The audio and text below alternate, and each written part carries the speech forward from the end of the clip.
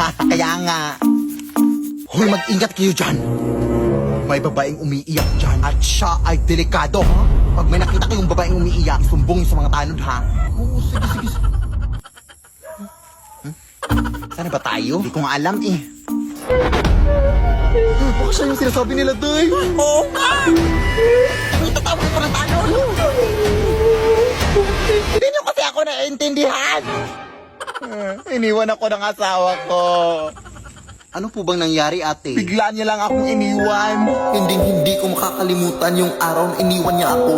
Tapos pinagpalit ako sa mas maganda daw. Maganda ka yan? Tapos di ko pa alam na nagbunga pala ang aming pag-iibigan.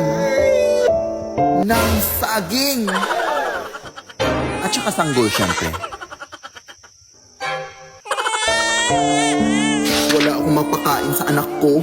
Kaya ang ginawa ko, inalay ko na lang siya sa tagapagbantay dito sa kagubatan. Sobrang masakit para sa akin ang ginawa ko yun.